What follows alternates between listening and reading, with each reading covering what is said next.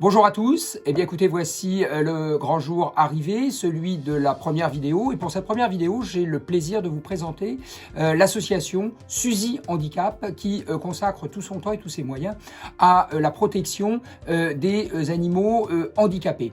Sa fondatrice, une jeune femme, nous a accueillis il y a quelques jours au refuge qui se trouve en Normandie et nous avons pu avec elle aller à la rencontre de tous ces pensionnaires qui sont la plupart du temps des estropiés effectivement de la vie, qu'elle a recueillis un petit peu partout, y compris dans des pays étrangers, qui lui ont été confiés et dont elle s'occupe. Un reportage particulièrement émouvant que je souhaiterais donc pouvoir partager dès à présent avec vous. Je vous laisse regarder les images.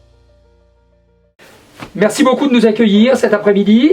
On aimerait pouvoir faire un petit peu mieux connaissance avec votre association qui s'occupe donc d'animaux maltraités et d'animaux handicapés. En quelques mots, le nombre de pensionnaires, depuis quand êtes-vous installé là, comment se présentent vos structures, quels sont les animaux que vous recueillez, que vous adoptez. On aimerait savoir un petit peu tout cela. D'accord, déjà merci à vous d'être venus, c'est un honneur. Donc en fait on a à peu près 170 animaux, donc au total du coup handicapés. On va dire à peu près 70 chats, une cinquantaine de chiens et à peu près 35-40 chevaux en permanence. Et après aussi des animaux de ferme, des lapins, cochons d'Inde, beaucoup de nacs également. Donc c'est venu depuis toujours, ça a toujours été, chez mes parents on a toujours eu des animaux handicapés, donc j'ai grandi avec des animaux qui avaient des handicaps, des pathologies lourdes. Donc j'ai eu ma jument Suzy qui était lourdement handicapée, et à son décès je me suis promis de faire quelque chose pour sauver tous les animaux qui étaient handicapés et lourds, que personne ne voulait, qui étaient toujours rejetés. Donc du coup j'ai monté le refuge il y a 7 ans, donc je travaillais encore à l'époque en clinique vétérinaire, j'étais assistante vétérinaire.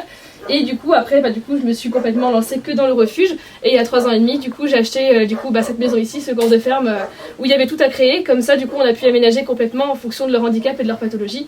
Donc plus le temps passe, plus on adapte les locaux, donc on espère avoir fini d'ici 2 ans la plupart des travaux. Voilà. D'accord, alors aujourd'hui votre équipe, combien de personnes, quel temps de travail, comment fonctionnez-vous les vétérinaires? Dites-nous tout là aussi. Alors au niveau équipe on n'est pas nombreuses du coup, donc j'ai travaillé 4 ans tout seul. Ensuite du coup financièrement on a pu embaucher quelqu'un même si c'était compliqué, donc on a Sonia qui est au jour de repos aujourd'hui, donc qui est à plein temps, et on a Gladys du coup qui est aussi à plein temps, du coup la deuxième salariée. Et ensuite du coup on a Lucie qui est en service civique. Donc, et normalement on peut avoir une seconde service civique voilà, en plus. Donc on fonctionne on va dire avec 2 ou 3 personnes en plus pour m'aider chaque jour. Donc les filles donc, travaillent en roulement et du coup sinon c'est 7 jours sur 7. Au niveau horaire, ça faut compter 6h, 18h30 on va dire de travail au niveau des salariés. Mais ça s'arrête jamais parce que le soir et la nuit il faut repasser, surveiller les loulous qui sont hospitalisés ici. Donc c'est en fait il n'y a jamais vraiment d'arrêt. Il paraît que c'est 7 jours sur 7. Oula, oui. C'est bien ça, hein, c'est bien ça, voire éventuellement 8 jours sur 7. Oui, c'est ça. D'accord. Est-ce que, petite question, elle est peut-être un petit peu indiscrète, mais financièrement vous fonctionnez comment ? Parce que il faut non seulement bien évidemment leur donner à manger, mais comme vous le rappeliez tout à l'heure, c'est quand même des animaux qui ont tous des pathologies, il faut leur apporter beaucoup de soins. Vous avez besoin d'avoir des structures qui soient adaptées. Comment faites-vous ? Oh là, c'est compliqué. Donc du coup, faut en plus de toute la journée gérer du coup tout ce qui est administratif. Donc je gère tout ce côté-là, du coup les réseaux sociaux, tout ça, le site internet pour arriver à financer, à trouver des fonds, pour montrer un petit peu ce qu'on fait au quotidien. Du coup, au niveau budget, on a un gros budget. Donc du coup la structure est financée du coup à titre privé, du coup pour avoir une sûreté. Ça c'était indispensable pour moi parce que je voulais vraiment, quoi qu'il arrive, être sûr qu'ils aient une maison pour eux, un toit. Ça me semblait vraiment primordial. Et après au niveau fonctionnement, c'est associatif. Donc grâce à toutes les personnes qui nous font des dons, on arrive à financer l'ensemble des soins du coup au quotidien. Et ce qui pour nous est la dépense, contrairement peut-être à d'autres refuges, qui est vraiment la dépense principale, c'est les frais vétérinaires qui oscillent entre 15 et 20 000 euros par mois, sans compter le budget médical, des couches, des alaises, et tout ce qui s'ensuit à côté, en fait, annexe en plus de notre budget, réellement frais vétérinaires.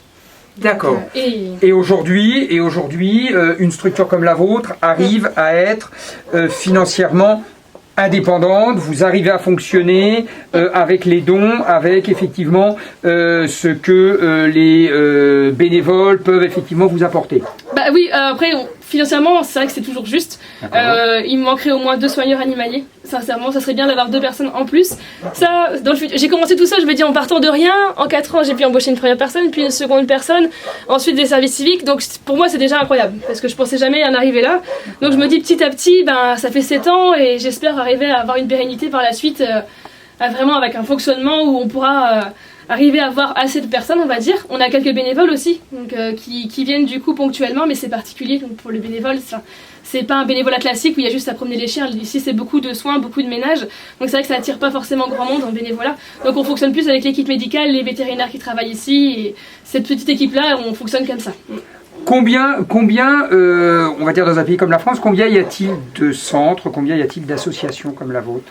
Alors, qui fait tous les animaux handicapés, du coup, après je connais quelques centres, du coup quelques refuges qui s'occupent d'animaux handicapés, mais un centre comme le nôtre, j'en connais pas encore d'autres, mais il y a des associations récupèrent des animaux handicapés. D'accord. Mais après avec d'autres animaux aussi à côté. D'accord, mais vous êtes totalement spécifique, totalement inédit, et il n'y a pas d'autres, à votre connaissance, il n'y a pas d'autres structures aussi importantes que la vôtre qui recueillent des animaux handicapés. Je connais pour les chiens handicapés, qui récupèrent aussi des chiens handicapés, d'autres certains des chiens handicapés, mais après en tout cas de tous les animaux handicapés, non. Après je pourrais pas, voilà, c'est pas pour passer, mais je connais pas sinon d'autres.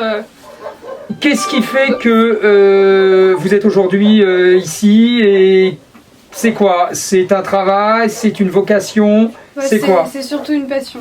D'accord. C'est pour ça. D'accord. Je ne voyais pas de toute façon travailler ailleurs qu'avec les animaux. D'accord. Et du coup, quand j'ai découvert le refuge, au contraire, j'ai foncé directement. Ça m'intéressait vraiment et du coup, c'est vraiment plus une passion qu'un travail pour moi en tout cas. Il y a une relation particulière avec les animaux handicapés? Elle est différente de la relation qu'on peut avoir avec un animal qui est en pleine possession de ses moyens. On est plus doux avec eux et puis je trouve qu'on a plus de relations avec eux, je trouve. D'accord. Parce qu'ils nous redonnent l'amour qu'on leur donne aussi. D'accord. Alors, moi l'impression que j'ai eue, elle vous tire les larmes, c'est la première impression.